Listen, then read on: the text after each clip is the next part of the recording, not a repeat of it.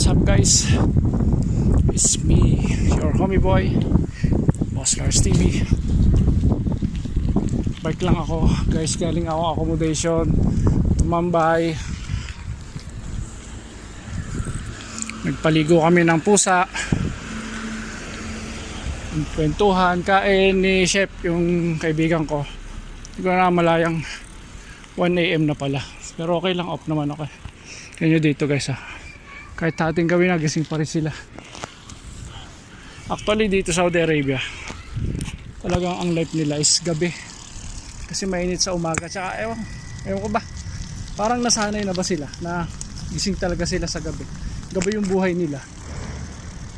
Kaya yung mga ibang tindahan dito bukas sa gabi hanggang alas 2 yata, alas 3 bago magsala ng sa morning yung Fajr. Dinig yan, mga bata gising pa rin. Di pa rin sila natutulog.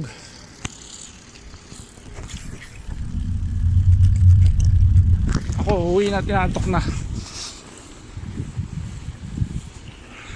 Pero okay lang, wala kasi makakausap sa bahay, kaya tambay-tambay rin tayo pag may time sa kaibigan. Hey yo, what's up guys? Your homie boy, Boss Lars TV. Ride sa mag 2 AM ng madaling araw. Actually pauwi na naman ako.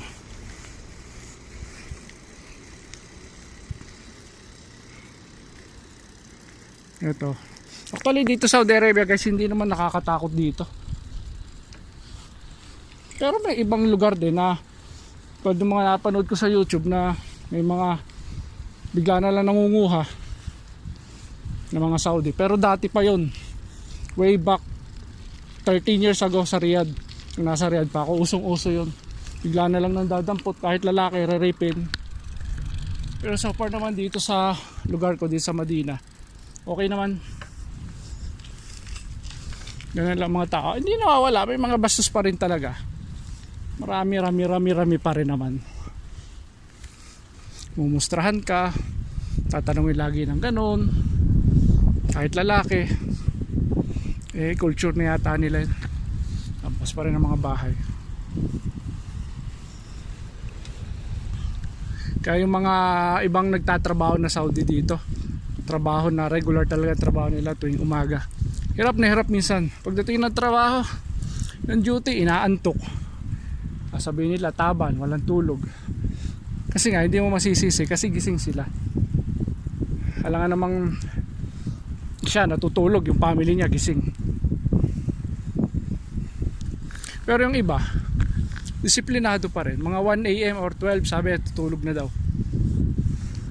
Pero 80% nakasama ko sa hospital department, mga Saudi. Ewan ko lang yung mga babae, pero 80% yung mga lalaki ganun. Lalo ko ang duty nila panghapon pa, pang alas 3, pang alas 7 ng gabi. Wala yan, ang tulog nila sabihin nila alas 5 o 5:30 o 6 pagkatapos ng Fajr, nung dasal. Yun, tulog pa lang sila. Lapit na ako sa bahay ko, diba? Chill ride lang, pero nakarating pa rin. Ay salamat, medyo malamig yung hangin. Hindi, sobrang init dito guys. Grabe, minsan isang araw tingin ko alas 12 na, parang 44 pa rin yung temperature. Kasi nung umaga 48, 49. So kaya nung gabi minsan hindi nakakayanin ng aircon. Yung aircon ko parang kala ko nga nung nakaraan naglolo ko, walang lamig. Siguro nahihirapan na humigop, kaya pinahinga ko na ilang oras. Tas thanks God naman nung binuhay ko, lumamig na uli. Ay, antok na rin ako. Galing pa akong duty kanina guys. Itong bahay ko, dito na ako. So dito na mag-outro pagtakyat ko dito sa may unang baitang ng hagdan. Ito, sarado na rin naman yung iba, pero yung mga family, mga gising-gising pa. Pero yung mga ibang tindahan sarado na rin.